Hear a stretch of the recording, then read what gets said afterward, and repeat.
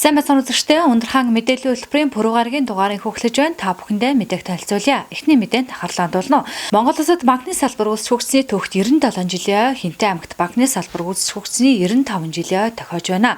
За Монгол банкны тэргуун дэд ерөнхийлөгч Дөлгөөнгэрж банкны салбарын ажилчдад шагнал гардууллаа. 1924 оны 6 сарын 2-нд Монгол зөвлөлт Орос улсын хувь нийлүүлсэн хөрөнгөөр Монголын худалдаа аж үйлдвэрийн банк байгуулагджээ.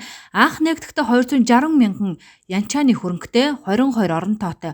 Үүний дотор зөвлөлтийн мэргэжилтэн 18, Монгол ажилчид 4 байжээ. Энэ бол Монгол банкны суур тавигдсан түүхэн үйл явдал юм а. За Хинтээ аймгийн тухайд банкны салбар үүсч хөгжсөний түүхт 95 жилийн энэ намар тохиож байна. За мөн Хаан банк байгуулагдсны 30 жил, Хас банк байгуулагдсны 20 жилийн тус энэ онд тохиож байна. Монгол улсад хоёр шатлалт банкны тогтолцоо үүсэж өгсөний 30 жилийн ой банкны ажилтны өдөр тохиож байна. За энэ баярын өдрийг тохиолдуулан бас Хинтээ аймгийн банкны салбарынхаа ажилтнуудыг шагнаж урамшуулах ийм арга хэмжээ зохион байгууллаа. За манай банкны салбарын ажилтнууд бол ковид сар тахлын хөл хорионы бас хүндхэн үед харилцагч нартай санхүүгийн үйлчилгээг хурдан шуурхай тасралтгүй хэвээ явуулж ирсэн байгаа. Тэгээд амжилт бүтээлээр шалгарсан шилдэг ажилтнуудаа Хинтээ аймгийн хэмжээнд Монгол банкны шагналд тодорхойлж өнөөдөр шагнагдсан. Энэ арга хэмжээнд маань Монгол банкны тэргуун дэд ерөнхийлөгч Дөлгөөн ирж оролцож бас бидний ажлын амжилтыг үнэлж шагналаа гардууллаа. За өнөөдрийн байдлаар Хинтээ аймгийн хэмжээнд Монгол банк, Хаан банк, Төрийн банк, Хас банк энэ салбарууд тэдгээрийн 48 нэгжээр 247 ажлагчтай үйл ажиллагаа явуулж байна. Энэ онд банкны салбарын түүхэнд бол Монгол улсад хоёр шатлалт банкны тогтолцоо үүсэж өгсөний 30 жилийн ой ирэх 9-р сард Хинтээ аймагт худалдаа ба аж үйлдвэрийн банк нэртэй 6-р хилцсэн нэртэйгээр банк байгуулагдсан 95 жилийн ой, Хаан банкны 30 жилийн ой, Хас банкны 20 жилийн ой тохиож байгаа ийм түүхэн онцлог болж байна. Хинтээ аймаг өнөөдрийн байдлаар арилжааны 3 банк, Монгол банк нийлээд 247 ажилтан албан хаагчид энэ салбарт ажиллаж байна. За жил бүрийн 6 сарын 2-нд банкны ажилтны өдрөөр өдөрлөг нээлттэй хаалганы өдөр зохион байгуулагдаж, иргэд харилцагч нартайгаа баяраа тэмдэглэдэг байсан бол ковидын цар тахлаас үүдэн энэ жил тэмдэглэх боломжгүй болжээ. За гэвч банкны салбарт олон жил үр бүтээлээ ажиллаж байгаа банкир нарыг салбарын тэргүүний ажилтан болон Монгол банкны нэрнжил шагналаар Монгол банкны тэргүүн дэд ерөнхийлөгч Дөлгөөн шагналыг гардууллаа. Дараагийн мэдээ. За Хинтээ аймаг улаан төвшнөөс улбар шат төвшин шилжсэн. За халдвар бүртгэдэггүй 20 орчим хоног байсан боловч 5 дахь сарын 28-наас эхлэн Хинтээ аймгийн хэмжээнд өнөөдрийн байдлаар 25 шинэ тохиолдол 5 голом төвсөд байна. Энэ лах мэдээллийг одоо хүлээн авч ирсэн нь. Шинэ тохиолдлууд бүгд Улаанбаатар хотоос зөөвөрлөгдөн орж ирсэн байна. 21 тохиолдын хавтал болох 87 иргэн байгаа бөгөөд бүгд гэрийн тусгаарлалт нь байгаа юм а. 21 шинэ тохиолдоос 4 тохиолдол нь 12 дахь ангид сурагчид юм. Иймээс танхимаар хичээлж байгаа давтлагыг Боловсрол соёл урлагийн газраас төр зогсоогоод байна. Мөн дадал цэнхэр мандал сумдад тус бүр нэг шинэ тохиолдол гарсан байна. Эдгээр халдвар авсан иргэд дотор 1 ба 2 дахь тундаар хамрагдсан иргэд байгаа юм а. Гэхдээ вакцины хамрагдсан иргэд харьцангуй хөнгөн тусч байгааг онцолж байлаа. За Хинтээ аймагт үүсэж байгаа нөхцөл байдлын талаар сард иргэдтэй одоо мэдээллийг бас хүргье гэж бас үзэж байна. Яг тэгэхээр бас сүүлийн 2 өдрийн талаарх мэдээллийг бол одоо бас бид бүхэн хүргээгүй. За үүсэж байгаа нөхцөл байдлын талаар бол одоо эхнээс нь аймгийн эрүүл мэндийн газраас бол бас тодорхой мэдээллүүдийг өгж авсан. За тэрнээс цаашх одоо 2 өдрийн одоо тохиолдлуудын талаарх тоо мэдээллүүдийг бол манай аймгийн эрүүл мэдээллийн байгууллагууд бол одоо бүхий суугаараа бас хүргэж ингэж явсан. За ер нь бол Хинтээ аймгийн хувьд энэ 20 хоног бол ямар нэгэн байдлаар ковидын халдварын тохиолдол илрээгүй одоо ийм аймагуудын тоонд. За одоо гарсан тохиолдлынхаа тоогоор ч гэсэн улсын хэмжээнд нэлээд бага. За нэгдүгээр тунгийн одоо хамрагдалтаараа бол бас 86.85.86.1%-тай тэ бас нэлээд сайхан амжилттай ингэж явсан. За 5 сарын 28-наас эхлээд бас ковидын тохиолдлууд одоо гарч эхэлсэн. За одоогийн байдлаар бол үндсэндээ 25 тохиолдол болоод байна. За эндээс одоо манай дадал суманд, за цэнхэр мандал суманд бас одоо гарсан. За энэ одоо тохиолдлууд бүгд бол одоо бас зөвөрлөгдөж ирсэн гэдэг нь бол одоо манай тандал судалгааны багаар бас одоо тодорхой болоод байгаа. За одоогийн байдлаар бол одоо 25 хэвтэж байгаа. За эндээс бол нэг хүн хүнд, за 4 хүн бол хүн дэвтэр, за 20 хүн нь бол одоо хөнгөн гэсэн юм шинж тэмдэгтэй байгаа. Гэтэ өнөөдрийн байдлаар яг одоо бол одоо нөгөө 4 одоо хүн дэвтэр гэдэг одоо англиар байсан 4 хүн маань бол одоо хөнгөн рүү шилжиж байгаа жишээтэй байгаа. За нэг хүн маань бол 88 настай одоо настай хүн байгаа. За энэ хүний хувьд бол ковидын хүндрэлээс илүүтэйгээр бас суур одоо өвчлөлийн одоо бас шинж тэмдгүүдтэй байгаа.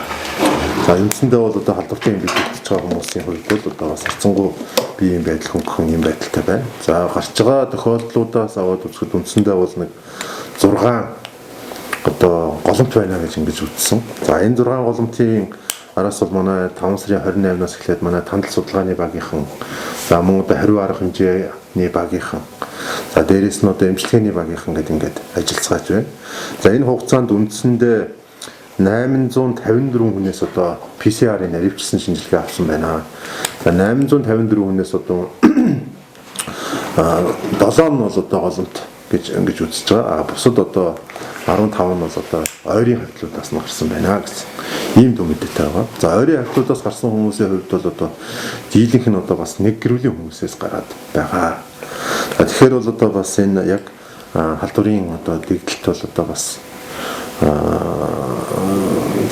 их байна гэж үзэхэд бол бас харцангуй гар ойлголт байна гэж манайхан бас хэлээд байгаа. Ягаад тэгэхээр одоо нэг 5 тохиолдол нь хэд нэг гэр бүл их байх жишээтэй ийм байгаад байгаа. За үндсэндээ энэ одоо 25 тохиолдлоос 286 хүн бол одоо гэрийн тус гаргалтанд одоо байгаа. За энэ 286 тохиолдлыг бид бүхэн бол одоо бас сегментчилж одоо бас гэрийн тус гаргалтанд нь ажиглах одоо ийм ажлыг зохион байгуулж эхэлсэн. За Хинтээ аймагт вакцины хамрагдалт 1-р тунг 86%-тай, 2-р тунг 66%-тай явагдаж байна. Вакцины татан авалт аймагт нийт 7 удаа 92 мянган хүн тун вакцины татсан байна. Вакцины нөөц хангалттай байгаа. За Pfizer вакциныг саяхан татаж авсан бөгөөд заалттай байгаа иргэдэд тус вакцинд хамруулахаар төлөвлөжээ. За Хинтээ аймагт зорчин ирж байгаа иргэд үүргээ ухамсарлах хэрэгтэй байна. Халдвар авсан хүнтэй 2 метрийн зайтай 15 минутаас дээш хугацаанд харилцсан бол хавтагч гэж үздэг. Иргэд хавтал болсон гэж үзвэл сайн дураараа үн төлбөргүй шинжилгээ өгөх боломжтойг мэдээллээ. За шинжилгээ нэгдсэн эмнэлгийн урт талын пат анатомийн төвд авч байна. Хинтээ аймгийн хэмжээгээр бол одоогийн байдлаар бол аймгийн нэгдсэн эмнэлгийн халдвартын тасагт бол 21 өвчтөн байна. 21 өвчтнөөс бол нэг өвчтөн хүнд, 4 өвчтөн бол хүнд өвтөр, бусад нь бол хөнгөн байдалтай эмийн эмчилгээ болон одоо бусад вирусын эсрэг эмийн эмчилгээг манай мөнгө сайхан эмчтэй баг бол эмчилгээний үйл ажиллагааг үргэлжлүүлээд явж байна. За эдгээр одоо энэ батлагдсан тохиолдлуудын хавтал одоо эрүүл мэндийн сайдын 227 дугаар тушаалаар хавтал гэж ярьдаг ойрын буюу дам гэхгүйгээр эдгээр энэ хавтлууд бол 287 ард иргэд байгаа. За эдгээр энэ одоо аймгийн төв дээр бол одоо 3 кластер голомт байна. Төвөрлөгдөж ирсэн. Улаанбаатар хотоос ирсэн байгаа. За мөн одоо дадал Тэнгэр мандал сум дээр бол нэг тохиолдол батлагдсан. За эдгээр тохиолдлуудыг бас ягаад Тэнгэр мандлын тохиолдол гэдэг хүүн Улаанбаатар хотод батлагдчихад байхад наашаа Тэнгэр мандлынхаа өөрсдийнхөө орон нутагт ирж одоо бусдад харин одоо Тэнгэр мандлын ойрын хавьтлууд гэх 23 иргэнээс бол шинжилгээ авсан бүгд сөрөг байна. За дадлын тохиолдол гэхэд одоо иргэн гэж хүн байгаа. Тэр залуугийн одоо 2 найз нь батлагдчихад байхад бас 5 сарын 28-нд өөрийнхөө суманд ирсэн. Тэгэхээр энэхээр одоо энэ 5 сарын 22-наас хойш Улаанбаатар хоттой болон одоо бусад голомттой бүс нутгаас ирж төвөрлөгдсөн одоо ингээд манайх бол 5 кластер голомттой болоод байна. Энэ дээр манай эрүүл мэндийн байгууллага, хариу арга хэмжээний баг, тандалтын багууд бол ажиллаж байгаа. Гэхдээ одоо энэ бас хувь хүний ухамсар гэдэг хамгийн чухал. хэдийгээр одоо бас вакцины талаар ярив. Вакцинжуулалт бол Хинтээ аймгийн хувьд бол нэгдүгээр тунд хамрагдсан бол нэг 86% байгаа. За хоёрдугаар тунд аймгийн хэмжээгээр бол одоо нэг 66% байна. За энэ вакцинжуулалтанд бас ард иргэдэг нэлээд сайн хамрагдахыг уриалж байгаа. Яагаад тэгж нэг бол вакцин өөрөө бол уг өвчнийг бол хамгаалнаа. Гэхдээ хамгаалахдаа одоо бид бүхнийг анхааруулж нэг ард иргэд шууд би одоо 2 дугаар тунтайгаа болчлоо. Би одоо халдвар авахгүй гэж өөрсдийгөө эрсдэлд оруулаад байна. Хэдийгээр 2 дугаар тун авсан ч гэсэн халдвар авж байгаа тохиолдлууд Монголд байна. Дэлхийд ч байна. Одоо та бүхэн эрүүл мэндийн яамны мэдээгээр хэлж байгаа сонсож байгаа хэрэг 900 гаруй 2 дугаар тун аваад халдвар авсан иргэд байна. Тэгээ энтэй аймагт ч бас 2 тунгаа аваад халдвар авсан тохиолдлууд бас байна. За одоо бас энэ тохиолдол сүүлийн үед вакцинжуулалтанд хамрагдаагүй сургуулийн хүүхдүүд бас өвдөх хандлагатай байна. Одоогийн байдлаар бас манай дээр 4 хүүхэд өвдөчөөд байж байна. Тийм учраас бас хүүхдүүд маань ч гэсэн одоо халдвар хамгааллын дэглэм ялангуяа одоо бас төгсгөнгийн 12 дугаар ангийн хүүхдүүдийн дунд нэг голомтоос цаашаа бас салбарлаж явж байна. За тэгэхээр ялангуяа та бүхэн мэдж байгаа Тэмүүжин сургууль дээр гарсан. За эдгээрийг боловсролын байгууллагынхантай яриад бүгдийг цахим хэлбэрч шилжүүлсэн байгаа. Тийм учраас бол бас үнэхээр одоо бас 12 дугаар төгсөж байгаа өндөрлөө шийдэх гэж байгаа конкурстэй бэлдэх гээд энэ ажил үргэлжилж байгаа. Тэгвэл сургуулийн захирлууд бол боловсрол соёлын газрынхантайгаа яриад бүгдийг цахим хэлбэртүү шилжүүлчихэд ингээд үйл ажиллагаагаа үргэлжлүүлээд явж байгаа.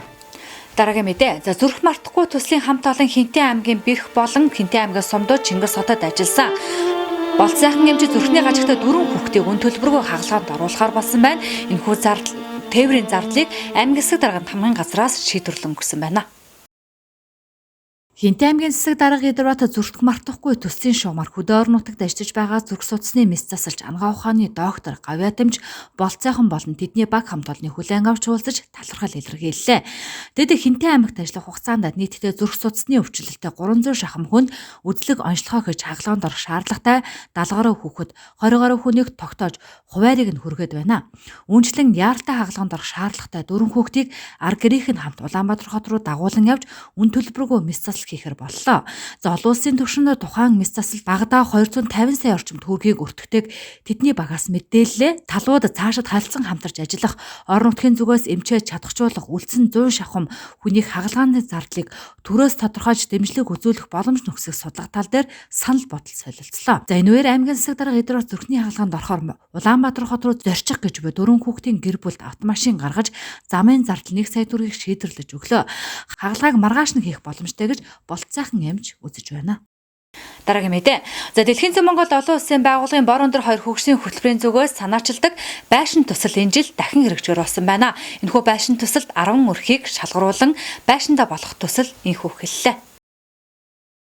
Дэлхийн зүүн Монголд олон улсын байгууллагын бор өндөр 2 орон нутгийн хөгжлийн хөтөлбөрийн багийн ахлах жаргал бат аймгийн засаг дарга тавуулзаж төслийн зүгээс хамтран ажиллаж байгаа байшин төслийг хөрвүүлэх талаар санал бодол солилцлоо.